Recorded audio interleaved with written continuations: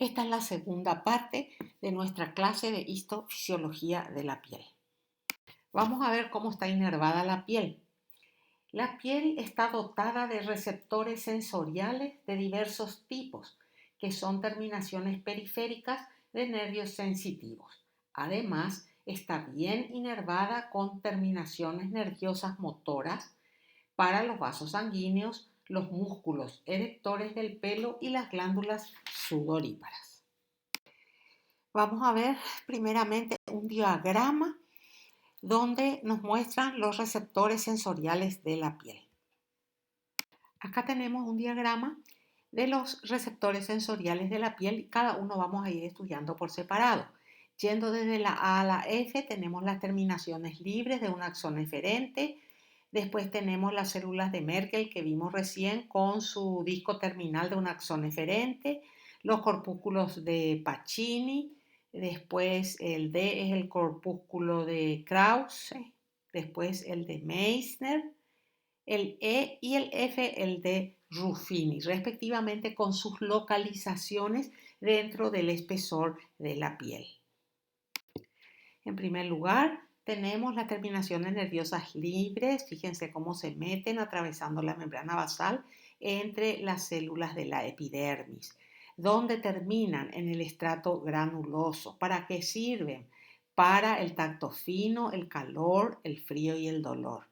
Rodean a la mayor parte de los folículos pilosos y se fijan a la vaina radicular externa de los mismos. Luego tenemos las terminaciones nerviosas encapsuladas que tenemos, fíjense en los dibujos esquemáticos, los corpúsculos de Pacini, el corpúsculo de Meissner, los corpúsculos de Ruffini y los corpúsculos de Krause.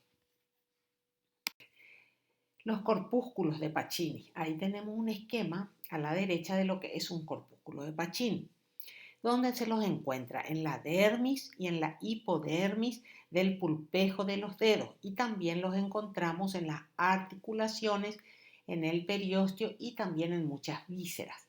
Pueden tener de diámetro 1 milímetro o más. Fíjense en rojo, esa es la terminación nerviosa que rompe la cápsula y entra al centro del corpúsculo. ¿Ven? Es una terminación nerviosa mielínica que está rodeada por una estructura capsular. Esta terminación nerviosa al entrar pierde su capa de mielina al entrar al corpúsculo, ¿se dan cuenta? Y va hasta el otro extremo del corpúsculo donde termina en unas dilataciones saculares.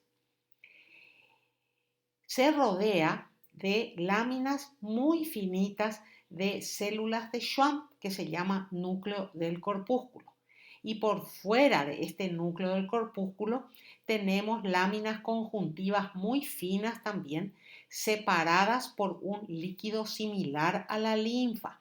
Eso forma la corteza del corpúsculo. Entre las laminillas podemos encontrar también muy escasas fibras colágenas y alguno que otro capilar. Estas laminillas de tejido conjuntivo son equivalentes de las células del endoneuro. ¿Para qué sirven estos corpúsculos? Responden a la presión y vibración a través del desplazamiento de las láminas capsulares. Y el desplazamiento de las láminas capsulares que produce la despolarización efectiva del axón. Y acá nosotros tenemos tres imágenes histológicas características de corpúsculos de Pacini. Fíjense que parecen una cebolla hemiseccionada. Fíjense las capas que rodean al filete nervioso que está en el centro. Los corpúsculos de Meissner son receptores del tacto que responden a estímulos de baja frecuencia, donde los encontramos en las papilas dérmicas de labios, palmas de mano y plantas de pie. ¿En qué consisten? Una o dos terminaciones amielínicas que describen trayectos espiralados dentro del corpúsculo. El componente celular consiste en células de Schwann. aplanadas que forman láminas irregulares entre las cuales van transcurriendo los axones, que es lo que estamos viendo en nuestro esquema de la derecha. Estos corpúsculos generalmente son cilindros de extremos adelgazados que pueden tener hasta 150 micras de diámetro mayor, que se encuentran, como dijimos, en las papilas dérmicas y tienen una orientación perpendicular a la superficie cutánea. Además, están envueltos en una cápsula de tejido conjuntivo. Fíjense bien cómo en las imágenes histológicas se observan las papilas, los corpúsculos de Meissner, que parecen unas madejas de lana. Esos núcleos que estamos viendo aplanados, esos son los núcleos de las células de Schwann. Y estas dos imágenes a gran aumento para ver las características de los corpúsculos de Meissner. Los corpúsculos de Ruffini son mecanorreceptores encapsulados bastante simples que responden al estiramiento y a la torsión. Constan, como nos muestra nuestra imagen de la izquierda, de una fina cápsula que encierra un espacio lleno de líquido y dentro del cual hay una fibra amielínica ramificada que al entrar perdió su vaina de mielina y termina en pequeños bulbos. Esa imagen estamos viendo a la derecha en menor y mayor aumento, marcado con los círculos. Vamos a ver ahora las características de los anexos cutáneos. En nuestra imagen esquemática estamos viendo los anexos de la piel, que son los pelos y folículos pilosos, las glándulas sebáceas, las glándulas sudoríparas ecrinas, las glándulas sudoríparas apocrinas, la glándula mamaria y las uñas. Vamos a comenzar con los folículos pilosos y el pelo. El folículo piloso, ¿qué es? Es una invaginación de la epidermis en la que se forma el pelo. Fíjense en nuestra imagen de la derecha. Fíjense ustedes cómo viene la epidermis y se mete en la dermis. Se invagina. Eso quiere decir invaginarse. Entonces, se invagina y forma lo que se llama el folículo piloso. Y dentro de ese folículo piloso se va a formar el pelo. Los folículos pilosos y los pelos están distribuidos por casi toda la superficie del cuerpo.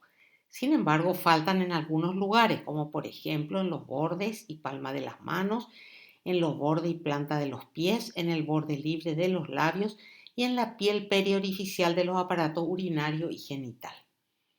Este folículo piloso tiene a su cargo la producción y el crecimiento del pelo. La coloración del pelo está dada por su contenido y tipo de melanina. Las hormonas sexuales ejercen una gran influencia sobre la distribución de la piel según el sexo del individuo. En ambos sexos el cabello se va adelgazando con la edad. ¿Por qué? Porque hay menor secreción de estrógenos y de hormonas similares a los estrógenos. Acá tenemos un corte de piel fina donde se observan abundante cantidad de folículos pilosos. Uno de ellos está marcado con la flecha de color amarillo. Antes de entrar a hablar detalladamente de los folículos pilosos, les estoy mostrando dos imágenes de corte transversal a la izquierda y de corte longitudinal de folículos pilosos. Las flechas me están indicando a la izquierda un corte transversal del folículo piloso, en el medio de ese folículo piloso está el pelo y a la derecha encontramos un corte longitudinal del folículo piloso, en cuyo centro también se encuentra el pelo. Acá tenemos cortes transversales y longitudinales de folículos pilosos. Fíjense ustedes, a la izquierda están los cortes transversales del folículo completo, en el medio lo marrón queratínico es el pelo propiamente dicho. Y a la derecha tenemos un corte longitudinal de un folículo piloso. Fíjense que los folículos pilosos van hasta la hipodermis. ¿Cuáles son las partes de nuestro folículo piloso? Tenemos tres partes fundamentales: el infundíbulo, el istmo y el segmento inferior que incluye el bulbo. La base del bulbo está invaginada por la papila dérmica. ¿Qué quiere decir invaginada? Que el tejido conjuntivo penetra en el bulbo. El bulbo está constituido por células matriciales y esas células matriciales que están cerca de la papila constituyen lo que se llama el estrato germinativo del folículo. Miremos nuestro esquema en primer lugar. Arriba a la izquierda vemos un folículo, vemos la parte del infundíbulo que llega hasta la desembocadura de la glándula sebácea. Después tenemos el istmo que va entre la desembocadura de las glándulas sebáceas y la salida del músculo erector del pelo.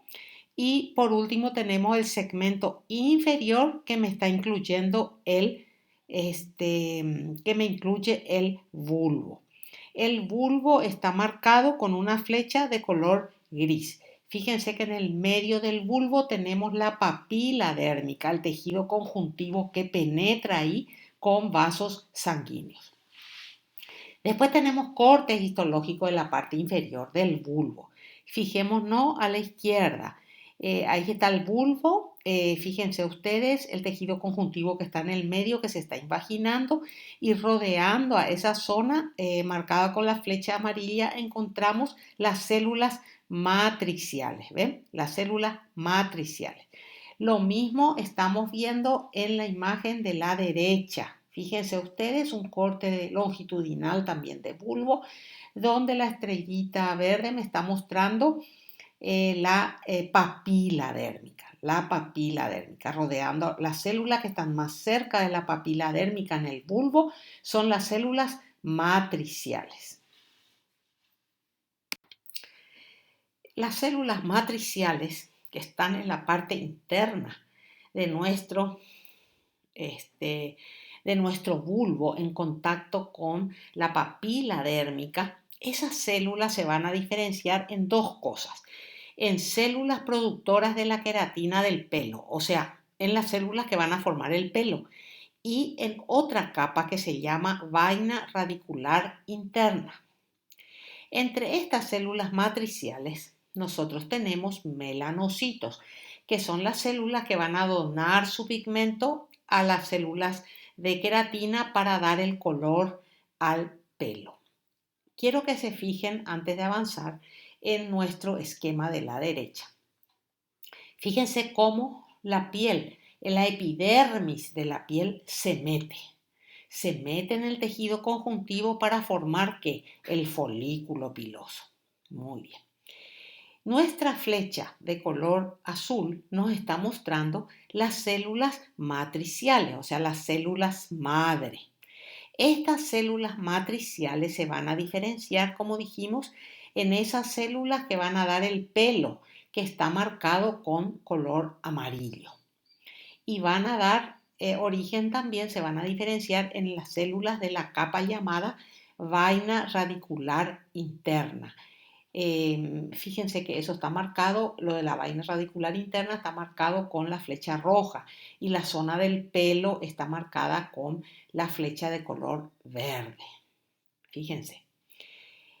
Esta vaina radicular interna, que está al lado del pelo, digamos, tiene tres capas. Una capa que se llama capa de Henle, que es la capa más externa, que es una capa de células cúbicas. Por dentro hay otra capa que se llama de Huxley, que tiene una o dos capas de células aplanadas. Y por dentro, ya haciendo cuerpo con el pelo, está la cutícula, que tiene células planas escamosas. Esta vaina radicular interna, que se está viendo muy bien en nuestro esquema de la derecha, termina, fíjense ustedes, termina donde está esa marca de color celeste arriba, ¿verdad? Que es donde desemboca la glándula sebácea en el conducto pilosebáceo. Estas células de la vaina radicular interna tienen queratina blanda. Acá tenemos cortes transversales para ver el pelo que está en el medio, ¿verdad? Y la capa, la vaina radicular interna. Fijémonos en nuestra imagen, nuestro corte histológico de la izquierda. En el centro que tenemos, marcado con ese solcito amarillo, tenemos el pelo, propiamente dicho. Rodeando al pelo que tenemos. Después vamos a ver las capas del pelo.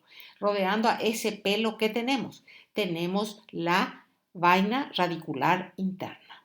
Ahí está la vaina radicular interna que me está mostrando sus capas. La capa de Henle, la más externa, la capa de Huxley. Es medio difícil muchas veces diferenciar cada capa. Y por la capa más interna, que es la cutícula, que hace cuerpo con la cutícula del pelo, porque después vamos a ver que el pelo también tiene una capa externa de cutícula. Fíjense en las dos imágenes de la derecha. Vemos también cortes transversales. ¿Qué hay en el medio? El pelo. El pelo. ¿Qué tenemos? Eso que dice IRS arriba y que está marcado con una flecha de color celeste. Esa es la vaina radicular interna. Es medio difícil de ver sus capas, pero esa es la vaina radicular interna.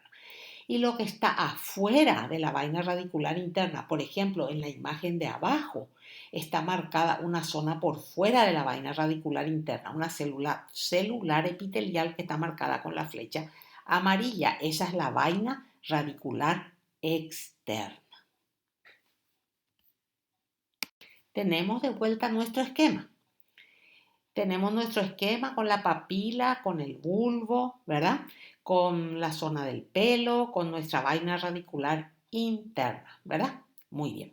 ¿Qué más vamos a señalar en nuestro esquema? Vamos a señalar que por fuera de la vaina radicular interna se encuentra la vaina radicular externa. En nuestro esquema está marcada como una flecha de color celeste. Esa es la profundización, es la continuación de la epidermis que se profundizó para formar el folículo piloso. ¿Qué más estamos viendo? Estamos viendo un músculo liso, el músculo erector del pelo, que está señalado con la flecha de color rojo. Por fuera de la vaina radicular externa, ¿qué tiene el folículo piloso? Tiene una membrana, que es la lámina basal de ese epitelio y que le separa de la dermis. Y por fuera tiene una vaina dérmica de tejido conjuntivo que en nuestro esquema está señalada con la flecha de color amarilla. Entonces, de adentro a afuera, ¿qué tenemos en el folículo piloso? El pelo. Después tenemos la vaina radicular interna. Después tenemos la vaina radicular externa. La membrana vítrea, que es la membrana basal de la vaina radicular externa. Y por último, la vaina dérmica. Y acá tenemos una histología y un esquema al lado para correlacionar. Fíjense, nuestro folículo piloso, ¿verdad? Nuestro folículo piloso que termina en un bulbo, ¿verdad? En nuestro corte histológico. En el bulbo que había estaba la papila, estaban las células matriciales, ahí estamos viendo que ustedes ya saben, ya no les señalé porque ustedes ya conocen. Tenemos la vaina radicular interna, el pelo en el medio, la vaina radicular externa y la vaina dérmica por fuera. Y eso mismo nos está mostrando efectivamente nuestro esquema de la derecha. Acá tenemos un esquema y un corte histológico. Miremos primero el esquema. ¿Qué tenemos en el esquema? Son cortes transversales de folículos pilosos. ¿Qué tenemos? En el centro, ¿qué teníamos? El pelo, la médula y la corteza del pelo. Enseguida vamos a ver eso. Por fuera, ¿qué teníamos? La vaina radicular interna. Después tenemos la vaina radicular externa. Después teníamos la membrana basal de esa vaina radicular externa y el tejido conjuntivo por fuera. Miremos eso mismo en un corte histológico. ¿Qué tenemos ahí? Tenemos el pelo en el medio. Tenemos esa M me está señalando la médula del pelo. La CO, la corteza del pelo. O sea, todo eso es el pelo. ¿Qué le rodea al pelo? Ah, y tiene una cutícula también el pelo. Enseguida vamos a ver. ¿Qué le rodea al pelo? La vaina radicular interna, que está señalada con la flecha de color verde. Por fuera que tenemos la vaina radicular externa que está señalada con la flecha naranja. La membrana basal de esa vaina radicular externa que está señalada con la flecha de color celeste. Y por último, la banda de tejido conjuntivo que está por fuera, que está señalada con la flecha de color amarillo. El pelo, ¿cómo está constituido? El pelo está constituido, fíjense en el esquema de abajo, tiene una médula, tiene una corteza y tiene una cutícula. Esa cutícula del pelo se funde con la cutícula de la vaina radicular interna. Su estructura está determinada por factores genéticos múltiples que incluyen 17 genes de queratina, más de 85 genes de proteínas asociadas a la queratina. Y tenemos a la derecha el mismo esquema que ustedes ya conocen, donde estamos viendo en amarillo lo correspondiente al pelo. ¿Qué características tienen las distintas zonas del pelo? Empecemos con la médula. Fíjense en nuestro esquema, en nuestro corte histológico de la derecha. Me está mostrando la médula, la corteza, la cutícula, la vaina radicular interna, la vaina radicular externa. O sea, me está mostrando todo el espesor del folículo donde se encuentra un pelo. Esa médula en los pelos gruesos está constituido por queratina blanda. O sea, esa médula vamos a encontrar solo en los pelos gruesos. Está constituido por queratina blanda. Después tenemos la corteza que estamos viendo ahí. La corteza está constituida por queratina dura y forma el 80% de la masa total del pelo. Cada filamento intermedio de queratina está rodeado por un espacio que contiene queratinas asociadas a la queratina, proteínas asociadas a la queratina que tienen un alto índice de azufre. Esta corteza es la que va a determinar la textura, la elasticidad y el color del pelo. Después por fuera tenemos la cutícula. Son capas de células escamosas queratinizadas y transparentes. Ellas protegen al pelo de daños físicos y químicos y además determinan su porosidad. Hay una zona. Se van a fijar ustedes en el esquema que tenemos a la derecha mientras yo les voy explicando. Hay una zona en el folículo piloso que se llama protuberancia folicular. Fíjense en la imagen de la izquierda. Protuberancia folicular que está ahí por encima del bulbo. Allí que hay unas células llamadas citoblastos epidérmicos. ¿Y qué son los citoblastos epidérmicos? Son células madre epidérmicas de la protuberancia folicular. ¿Qué hacen? Proveen células madre para el crecimiento del pelo, así como de las glándulas sebáceas. Fijémonos ahora en la imagen de la derecha. Estas células madre van a migrar en dos direcciones, hacia arriba, hacia la glándula sebácea, y hacia abajo, fíjense las flechas, hacia abajo, hacia la matriz del pelo en el bulbo del folículo piloso. Y ahí van a ubicarse. ¿Para qué? Para poder dar origen a ser madre de todas las células que van a originar ¿qué? El pelo y la vaina radicular interna. ¿Se dan cuenta? Fíjense en la imagen cómo estas células madre están dando origen a las diferentes capas del pelo y de la vaina radicular interna. Estas células madre no van a contribuir a la dotación de células madre basales de la epidermis. O sea, no tienen nada que ver con las células madre basales de la epidermis. Entonces, como dijimos, originan las capas celulares del pelo y de la vaina radicular interna, como nos muestra muy bien nuestro esquema. Todos sabemos que el pelo crece, que el pelo se cae.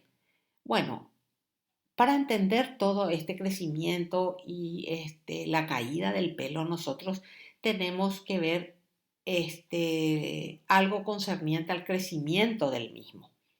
El crecimiento del pelo no es un proceso continuo, es un proceso cíclico. Tiene un crecimiento cíclico el pelo que se llama ciclo piloso. Fíjense ustedes a la derecha en nuestro esquema. Tenemos 3 folículos pilosos. Muy bien. Cada folículo tiene su propio ciclo piloso independiente de los alrededor. Mientras que un pelo se cae, el de al lado crece. Así es. Eso es lo que se llama ciclo piloso y que cada folículo tiene su propio ciclo piloso independiente del pelo que está al lado. Las fases de ese ciclo son tres. Fíjense. La primera fase, fíjense en nuestro esquema, es la fase llamada anágena. Es la fase llamada anágena, perdón.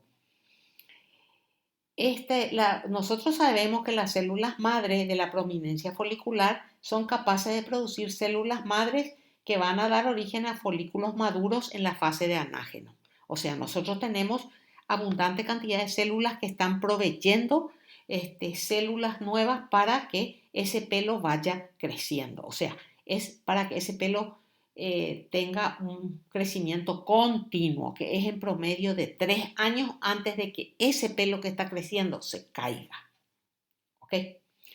Luego, hay pelos, supongamos ese mismo pelo pasa a una fase que se llama catágena. Ese pelo involuciona hacia una fase llamada catágena. Fíjense ustedes, ahí tenemos en nuestra imagen la fase catágena. ¿Qué se ve en la fase catágena? Un cordón epitelial que está unido al resto de la papila dérmica. Esa es la fase catágena. Esta fase se puede extender por 3 semanas. El pelo ya no crece y después se desprende de la papila. No hay actividad mitótica y el bulbo toma una forma cilíndrica compacta. Ok. Luego ese pelo va a pasar a la llamada fase telógena, que es una fase de descanso. Es una fase de descanso. En ese momento, el pelo se separa del bulbo, ¿verdad?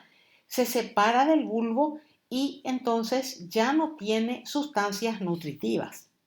Al no tener sustancias nutritivas, ese pelo finalmente se va a expulsar del folículo en la fase llamada, como recién les dije, telógena. Es una fase de descanso y ahí el pelo se cae. Esta fase puede durar hasta 3 meses. Esta fase telógena deja un espacio para un nuevo tallo piloso que va a volver a crecer durante la regeneración que va a ocurrir en una nueva etapa de anágeno de células que ustedes ya saben van a venir de los citoblastos epidérmicos. Los pelos varían de tamaño. Hay largos y gruesos pelos que se llaman pelos terminales y hay cortitos y finos que se llaman vellos. Los pelos terminales son producidos por folículos que son grandes y largos, o sea que tienen un gran diámetro y que son muy largos. Los vellos son producidos por folículos relativamente pequeños. En los sujetos que tienen pelados, que tienen calvicie, los grandes folículos terminales se van convirtiendo gradualmente en pequeños folículos de vellos después de varios ciclos de crecimiento. Estos folículos de vellos producen pelos muy cortos y muy finos y permanecen en telógeno en periodos relativamente prolongados. Esto pasa en la calvicie. Muy bien, terminando con el folículo piloso y los pelos, vamos a ver las glándulas que encontramos en la piel. Vamos a empezar con las glándulas sudoríparas écrinas en nuestro esquema de la derecha. Fíjense, esas glándulas están dibujadas de un color verde. Fíjense, no tienen nada que ver con el pelo.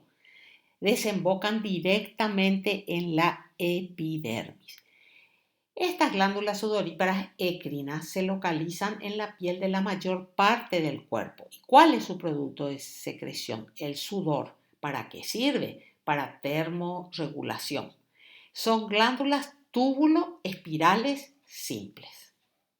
¿Dónde se localizan estas glándulas? ¿En la dermis o en la hipodermis? Tienen una unidad secretoria, o sea, una glándula secretora.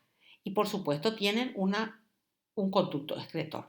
Vamos a ver la unidad secretoria, qué características tiene. Tiene un epitelio, fíjense, en la unidad secretoria podemos ver abajo, a la izquierda y a la derecha. A la izquierda marcada con una flecha de color amarillo y a la derecha toda la unidad secretoria toma el corte. Tiene un epitelio cilíndrico, tiene células claras que secretan el componente acuoso del sudor y tiene unas células oscuras que secretan el componente glucoproteico del sudor. Y por fuera tienen unas células llamadas mioepiteliales. Fíjense en nuestra imagen de abajo a la derecha, el citoplasma de esas células que dice mio, ese citoplasma acidofílico, esas son las células mioepiteliales. En la imagen de arriba nosotros estamos viendo la glándula sudorípara ecrina completa, donde estamos viendo el componente secretorio y el componente excretorio, o sea, los conductos excretores. Lo que estuvimos viendo recién son los componentes secretorios. Para eliminar su secreción, estas glándulas sudoríparas ecrinas tienen conductos excretores. Estos conductos excretores tienen un epitelio cúbico biestratificado, o sea que tienen dos capas. No tienen células mioepiteliales como tenían las unidades secretorias y sirve para la resorción de agua y de sodio. Fíjense ustedes en la imagen de abajo a la izquierda. ¿Qué tenemos? Acá tenemos una glándula sudorípara ecrina. La flecha amarilla me está mostrando la unidad secretoria que recién vimos con su epitelio cilíndrico, incluso se ven algunas células mioepiteliales. Pero también acá tenemos los conductos excretores, varios conductos excretores. Fíjense, uno de ellos, el más grande, está señalado con la flecha verde, donde observamos un epitelio bicúbico. ¿Sí? A la derecha arriba, ¿qué estamos viendo? Con la flecha roja en la dermis estamos viendo la glándula sudorípara ecrina, con sus dos componentes, su unidad secretoria y sus conductos excretores. Y la que me está mostrando la flecha verde, un gran conducto excretor que está yéndose hacia la epidermis para atravesar la epidermis y expulsar su contenido hacia afuera. Entonces, este conducto excretor, como dijimos, atraviesa la epidermis. ¿Ok? ¿Y eso dónde estamos viendo? En la imagen de abajo. ¿Ven la epidermis? Y fíjense esa cantidad de conductos, de espacios blancos que estamos viendo dentro de la epidermis. Uno de ellos está marcado con la flecha celeste. Bueno, esos son los conductos excretores que están atravesando la epidermis. Es un conducto excretor que no tiene epitelio, que está tapizado por las células de la epidermis. Y ese conducto se llama acrosiringio, que se va a abrir arriba en un pequeño orificio llamado poro sudoríparo y allí va a salir el producto de estas glándulas, que es un sudor hipotónico. El segundo tipo de glándulas que encontramos en la piel son las glándulas sebáceas. Estas glándulas ya habíamos visto cuando describimos el pelo y vierten su contenido en los conductos pilosebáceos. Son apéndices de los folículos pilóseos. Su producto secretor es el sebo. ¿Dónde abundan estas glándulas? En la cara, en el cuero cabelludo, en la frente, y su secreción es de tipo holócrina. Acuérdense la secreción holócrina. Y esa secreción holócrina está siendo mostrada en nuestro esquema inferior. Fíjense en nuestras imágenes histológicas cómo son las glándulas sebáceas. Fíjense cómo se ven sus unidades secretoras, ¿ven? Y en la imagen, en ambas imágenes, se observa un pequeño y corto conducto excretor tapizado por epitelio plano estratificado y que desemboca en el canal del folículo piloso. En ambas imágenes se ve eso. O sea, que esta nuestra glándula sebácea tiene una porción secretora, que son esos alveolos con células grandotas y claras que estamos viendo. y tiene el conducto excretor que estamos viendo también señalados por flechas de color amarillo que tienen un epitelio plano estratificado. ¿Y dónde se abre ese conducto excretor? En el tercio superior del conducto folicular, en las zonas con pelos. Y en las zonas sin pelo se abre en la superficie de la piel directamente. Por ejemplo, en los labios, en el prepucio, en el glande, en la areola del pezón y en los labios menores. Las glándulas sudoríparas apócrinas es nuestro tercer tipo de glándulas que encontramos en la piel. Fíjense en el esquema que tenemos a la derecha, son glándulas grandes y ahí están señaladas con unas glándulas tubulares enrolladas pintadas de color celeste. Son glándulas tubulares arrolladas de luz muy amplia y que, así como las glándulas sebáceas, están asociadas a folículos pilosos. ¿Dónde las encontramos? En las axilas, en la areola del pezón, en la región anal, en el conducto auditivo externo y en los párpados. Su secreción es rica en proteínas que contienen ferohormonas. Estas son glándulas de secreción merocrina y que, como todas las glándulas, tienen un adenómero que tiene un epitelio cúbico estratificado con células mioepiteliales basales y llama la atención la gran luz que tienen, una luz muy amplia. Y además tienen un conducto excretor que es como el de las otras glándulas sudoríparas, o sea, con un epitelio cúbico estratificado sin células mioepiteliales. Fíjense en nuestras imágenes, arriba a la derecha vemos una glándula sudorípara apócrina.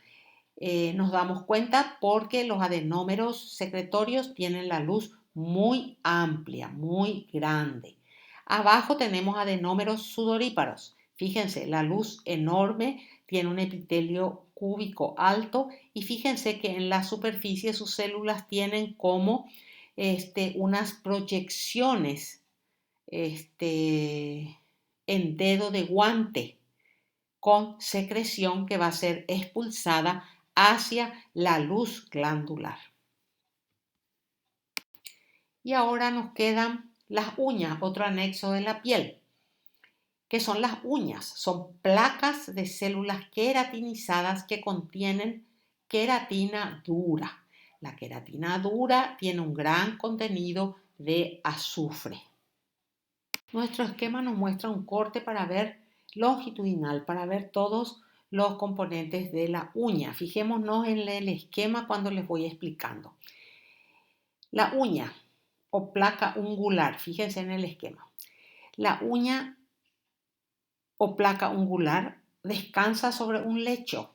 Ese lecho se llama lecho ungular. ¿En qué consiste el lecho ungular? En células epiteliales que son continuas con el estrato basal y espinoso de la epidermis. Yendo un poquito hacia la izquierda vamos a encontrar la raíz ungular o raíz de la uña. La raíz ungular está oculta por un repliegue de la epidermis que después vamos a ver cómo se llama y que cubre la raíz ungular. Cubre a un grupo de células de la zona germinativa o matriz ungular que está señalada abajo con nuestras flechas. ¿Qué tiene esta matriz? Tiene muchas células, entre las cuales podemos citar células madre, epiteliales, melanocitos, Merkel y Langerhans. Fíjense además que en nuestro esquema, antes de entrar a la raíz ungular, encontramos una zona llamada lúnula. Vamos a ver de qué se trata enseguida. La queratina de la uña, así como recién dijimos, es una queratina dura que no se descama y está compuesta por filamentos de citoqueratina muy juntos, incluidos en una matriz amorfa de queratina con un elevado contenido de azufre. El proceso de formación de la queratina dura es igual al proceso de la formación de la queratina de la corteza del pelo y no incluye la formación de gránulos de querato y hialina. La adición constante de células nuevas en la raíz de la uña con su producción de queratina es la causa del crecimiento de la misma. Ahí donde nosotros vemos raíz ungular, allí se van depositando nuevas células que nacen de la matriz del epitelio que está en la matriz ungular. ¿Qué es la lúnula que estaba señalada en nuestras dos diapositivas anteriores? Es esa semiluna clarita, cercana a la raíz de la uña. ¿Por qué es de color claro? Allí es donde se hallan células matriciales que tienen queratinización parcial. Otras dos estructuras que tenemos que ver se refieren a la zona de la piel en relación con la uña. Una de ellas se llama eponiquio. Ahí tenemos en nuestra imagen el eponiquio. Es un pliegue cutáneo que cubre la raíz de la uña, la raíz ungular. Eso es lo que se llama cutícula.